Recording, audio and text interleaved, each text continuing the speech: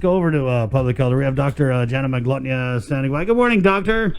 Good morning. Good morning. So we just kind of wanted to bring you on. We asked Linda if you could come on and talk about testing protocols and efforts now that we're in PCOR 2 because, leading up to PCOR 2, there was a lot of discussion about how we're going to do these gradual reopenings and then monitor and test. So we wanted to get you on and just figure out and ask you what's the protocol and procedure going to be for the testing that we're going to do now that we're in PCOR 2. Actually, for Guam, it really hasn't changed. Pretty much anyone who wants a test can be tested. We don't even require symptoms if they go to a clinic. Mm-hmm. I think if people just ask for a test, they can get one. As we look at opening the airports and the borders, then we're just now reviewing various protocols that might work for Guam and for our incoming passengers. So, combination of tests, we can still do the PCR test. We just got some antibody tests. And let's see, we can do the ID now at the Northern Clinic. And we can do Gene Expert, which is another PCR test at our lab. Then we have DLS as well, running the BD Max. So we've got good testing capabilities. Right. How's the testing capability? I know that there were talks about training people up at the Northern Public Health Center. Is that up and running already? I'm not sure if they've moved the machine yet. I didn't check on the table. We're already ready to go, and the training is virtually minimal because we have labs there already. And we're going to use the isolation room and use the ID Now in that room. So that shouldn't take probably less than a day. Doc, when we talk about, our testing capacity, I'm just interested in, we have all these machines and the ability to conduct all these tests, but, last night we only tested 4 people for COVID-19. Can you kind of explain that a little bit? That's all. Those are the only samples that we had that came in the lab. Nobody's being turned away. That's all that came in. Now, that's our lab. DLS may have their own numbers. But those numbers would be reported to public health for public dissemination. Part of the COVID report, yeah, the JIC, well, it's not a JIC release. There's a report that comes out, the SITREP, I think it's posted to the DPHSS website. Okay. Doc, what can you tell us about the positive Guam passenger who arrived in Saipan and was, quarantined? That's pretty much all I know, too. I'm getting that from the newspaper, just like you all are. Right. So there wouldn't be any tracing here on our end at the airport? There would be. The contact tracers will investigate, and any of the friends and family that meet criteria will be investigated. So there is an investigation. For positive, yes, always. What about having a testing machine up there at the airport? We had saw, was that covered in the CARES Act stuff, the guidelines? But yeah, are there any plans to get the machine up there at the airport? Because it just kind of makes sense that we test people inbound, outbound if they have that quick swab thing. That wouldn't work at the airport. The quick swab isn't that quick. The quick swab is 15 minutes, 13 minutes on average. And if you have thousands of people coming in, it just wouldn't be feasible. Also, to safely use that machine, you would need an isolation room or a type of hood to have negative pressure when you're using it.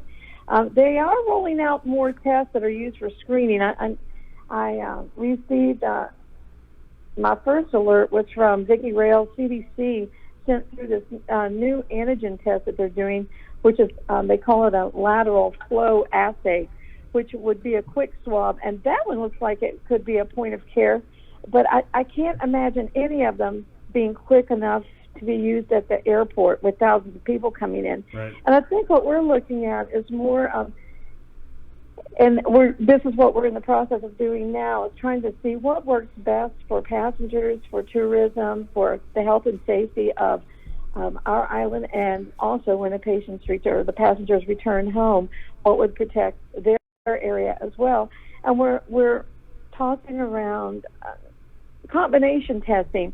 Let them have a test before they arrive, so that would help protect them, the passengers on the plane, and protect Guam. That would get a bulk of the people, and then offering testing before they leave the island, so that when they return home, they won't infect anyone there. And if they're positive, and we know that here, then we would be able to treat them here, or detain them anyway until they're free. We had a comment, Doc, and relative to this situation with this man from Guam traveling to Saipan. Someone had said that, that just shows we're not testing enough if, we got people who are positive leaving island. How would you respond to that? Not testing them. Do you think we need to be, and then if we are only getting 4 samples, should we do like, maybe put a flyer out and let people know that they still we've got to been get out there. Right, yeah. I mean, mass screenings and JIC releases and all over the news. I mean, it's not from lack of effort, but some people don't have symptoms, and if we know that there are asymptomatic people, and so if you screen those, you're going to pick up some. I don't know the story on this person that went to Saipan, or what kind of screening they did there, because everything's changing right now in preparing to open. But if we screen all asymptomatic, and I don't have any problem with screening people with no symptoms, targeted people, healthcare workers, frontline workers, family contacts, friends that have no symptoms. And I would imagine we're going to pick up some. When you check everybody and put out a large net, you're going to pick up a lot more people. Right. So, Doc, what is the... I'm sorry, could you... Go ahead. Sorry to interrupt, but another thing, too, if you look at the sensitivity and specificity of tests, you have to catch the virus just right in its evolution to even pick it up. So there's a technical limitation of any test. So perhaps that person was tested 3 days earlier and was negative. I don't have those details because I don't know who he is. Go ahead. But do you know who the guy is, and that's how you guys do your trace investigation? The contact investigators do. Right. Yes. Okay, I see. Okay. They know everything about that. They have to. And it's not just for COVID, it's for TB too.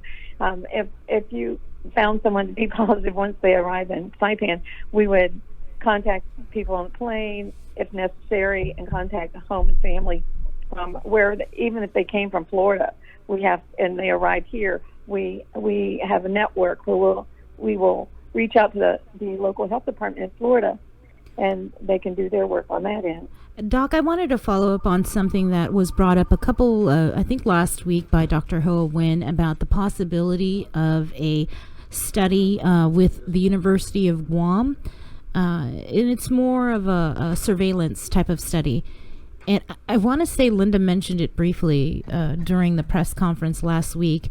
And do you have any information on that?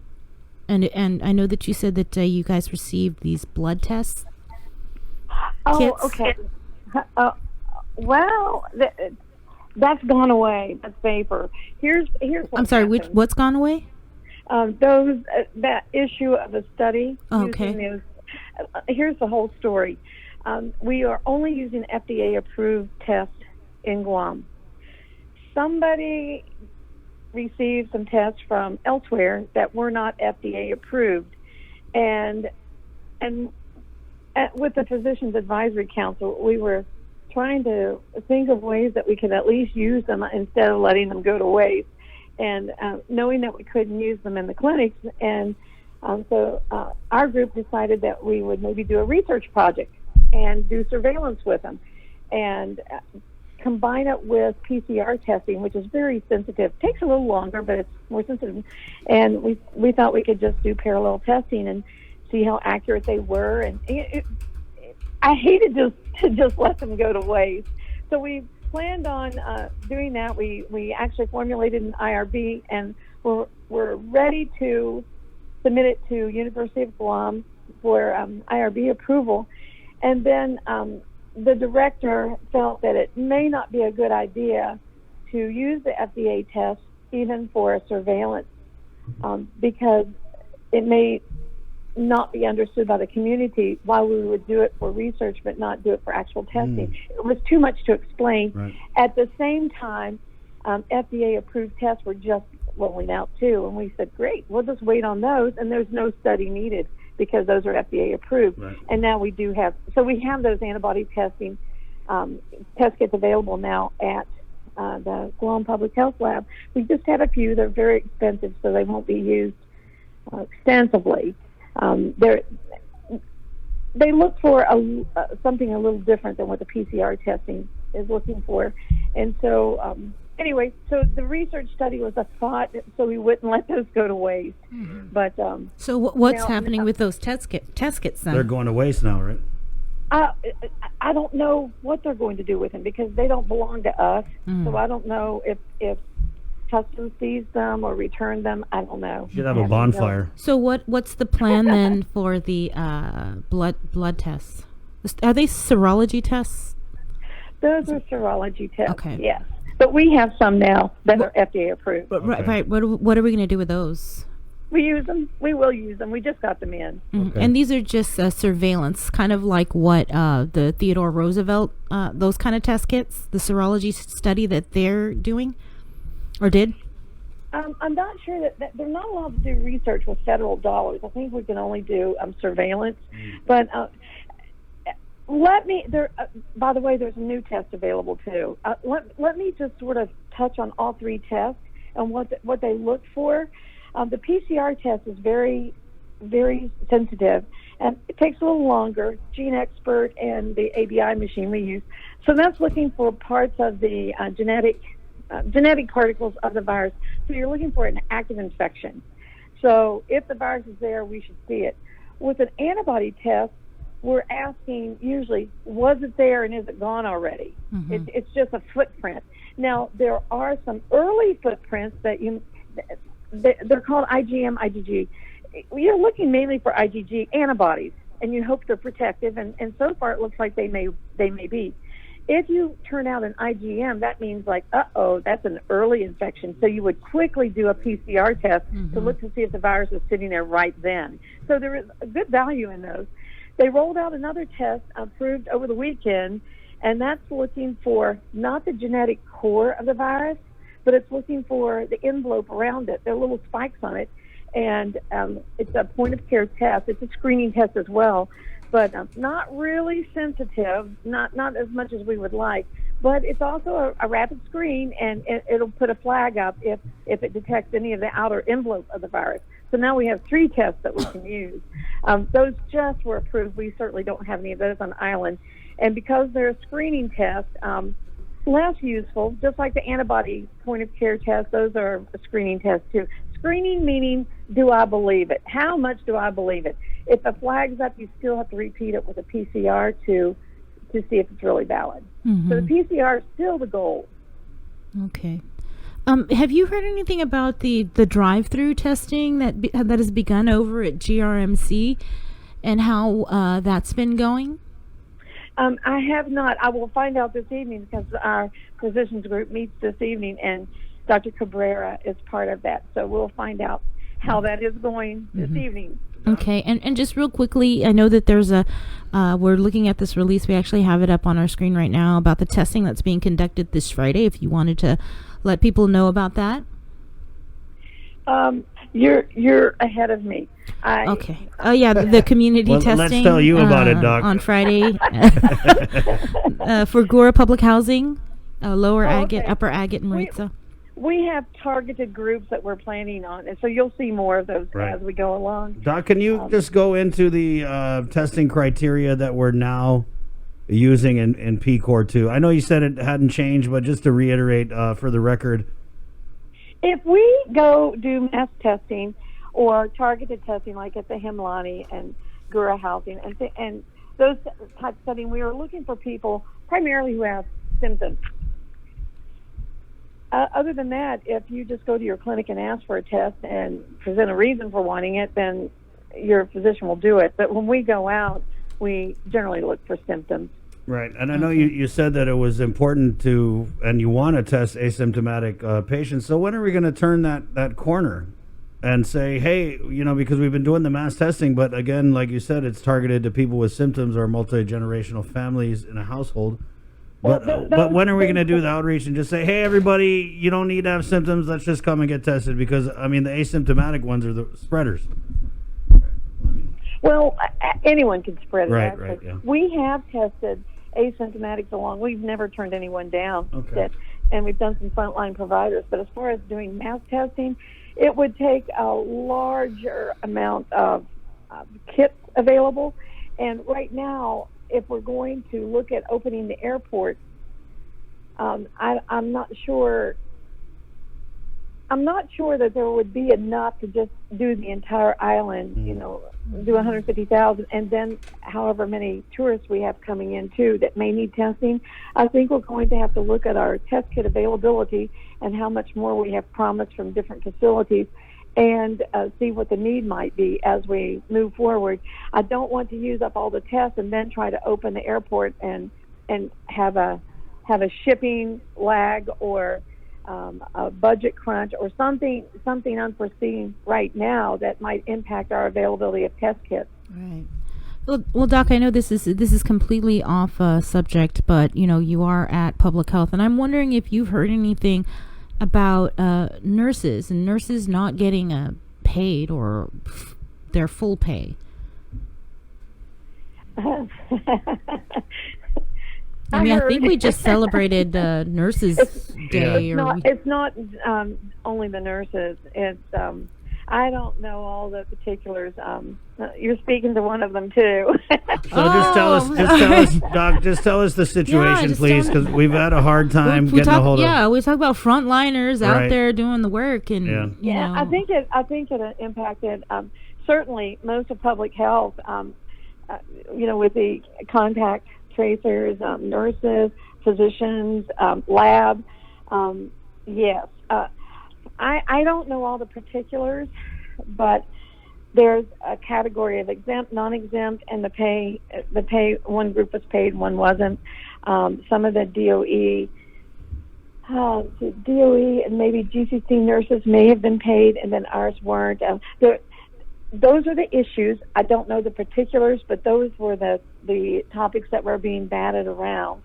And one of the nurses, was saying that she had worked to midnight at the airport, et cetera, and what she was given. Apparently, there was no overtime authorized or paid to this particular nurse, and I don't know how many. I no idea. They said it's all of them, but I'm not sure. Mm-hmm. And she, I think, received $100 for hazardous duty pay after countless hours and frontline work and threatened exposure to her family. But apparently there's a budget issue, and the government is having trouble covering the payment or budgeting for that. I'm not really sure. Mm-hmm. I've just heard about the issue, and I don't know all the particulars. How about yourself personally, Doc? What can you tell us about your personal situation with getting paid? Not getting paid. I'd rather not say anything because I didn't get paid. Oh. Okay. He's like, no, I'm really not going to get paid. Oh, no, man. They did offer some hazardous duty payments yesterday, and some of those, somebody received $16, somebody received $40. I heard some received like $200, but it was I think it was for 1 week of pay after all these hours since early March or late February. Yeah. And in fact, I was speaking to someone, and he said, I just turned the check back in and said, it's an insult, no thank you. And this is somebody who's out till midnight every night. Now, having said all that, yes, I understand there are issues. I understand overtime may have not been paid. I understand that I think some hazardous duty checks were sent out for 1 week of work. I understand all that. I don't know the particulars, and I'm sure if the governor were on this, she'd say, here's what happened. We didn't receive the proper amount of funding, or But I think the budget is an issue. I have heard that too. Yeah, I'm pretty sure if people aren't Wow. getting paid, there's an issue with the budget. And maybe if you guys are up at the quarantine facility, you might get your paychecks all squared away and right. Well, I think what's going to happen right now, I think public health, most of the employees will be not working overtime anymore, and so it may have some impact like that for people that are out till midnight Right. now. Are these nurses GFT members, Doc? I hear they are now. Okay, yeah. So we're gonna get Robert Koss on later to talk about them. That's where I'd put my money. Radio. I'm glad you can laugh about it. Well, well, let me ask you something else. So, I know. Do you go around to the quarantine and ISO facilities as part of your duties? I don't. Oh. No, I don't. Yeah, we have so many fleets of teams who do different things, and we try to bring it all together in our meetings. That are almost daily, sometimes 2 and 3 times a day. We try to hear the briefings from everyone in their different sections, but the particulars are only known to that team. They just give us the bottom line. Okay, okay. Doc. And I want to say too, I remember something the governor said going back to the pay issue. She had mentioned something that if they were to pay out a certain amount, that it would hit the budget so badly that that they may have to furlough some This people. is the double pay, yeah. for the frontliners. Yeah. That's it. Exactly. Yes. Well, from what I understand, nobody. The nurses weren't paid. Well, I just say the nurses, the physicians, the lab, the contact tracers, everyone. Nobody received any overtime pay at all. Not time and a half, not double time, not any. They received small checks for 1 week of hazardous duty pay. I do know that. Well, we've also put out a feeler to Mr. Byrne at DOA to try and sort through this nonsense, really. He cited a technical aspect of why the double pay wouldn't be paid. Right, yeah, we're tracking this issue. I hope you can light a fire under that technical aspect. Yeah, there's a lot of people Well, concerned about it. Yeah. You know what we're hearing, though, and we want to talk with FEMA about this, is we're hearing that and we want to vet it, of course, but just people are saying that the governor's COVID differential executive order won't be reimbursable by FEMA, and what possibly could be reimbursable is the double pay, because it's part of a written agreement. It's an existing existing written agreement, yeah. Wow. They basically say, it's like a labor policy. Wow. Whereas the governor's executive order was written in the middle of an emergency.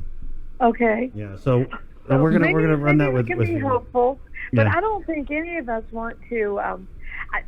I don't know all the details of any of this, but snippets of what I've heard is that, well, if there isn't enough money to pay everyone, then don't pay anyone. Right. Some people got it, some people didn't, and again, I haven't vetted that either. And it was almost like the governor's thinking was the opposite. Like, we don't have enough money to pay anyone double pay, so we're going to pay everyone something. I really don't know, and I hate saying anything, because if they were here, they might tell us all something where we go, oh, okay, now I get it. Right. And because often that's the case. It looks bad. The bottom line looks bad. It does. But the path there. Frontliners, back of the pay bus. Yeah, definitely not a good look for the administration, especially when you consider the governor's a nurse. Yeah. I mean, you guys can't pull the nurse card with her? There's like a nurse secret handshake or something? Like, hey, I need to go get my wand, Doc, okay? It's like a wand day. Thank you so much, okay? I appreciate it. Yes, anytime. I'm sorry I can't be more specific. Oh, no. Yeah, you better. I'm pretty sure your boss is calling on the other line. Hey, why are you making noise about that? Hey, last time you called that pesky Chris and Sabrina. Hey, listen, can you text me on the side? Yeah, I'll keep you posted, Doc. Be safe out there. All right. You want to. And Wash thank you your for hands. what you do. Yeah. Thanks for letting me talk. Yeah, All right. of course. Take care. Okay, bye. Okay. Oh, man. Yeah, so it's funny because I had just texted one of my contacts in the nursing field, and I was like, "Hey, can you give us an update on this? Because we heard there was going to be a protest yesterday. I don't know if it was the weather or well, and we'll get calls on it. But I was like, what can you tell me?" And then we asked Dr. Manglona, and she just, Yeah. she lifted all the covers. I feel so bad for them. Terrible. I had actually messaged Crystal Paco yesterday, just wanting to know because we heard that the differential paychecks were being issued over the weekend, and this is the governor's COVID-19 pay policy. So I just asked, hey, how much money was paid out in differential paychecks? And so she said about 1.1 million was paid in differential pay last Friday. Those still due pay were caused by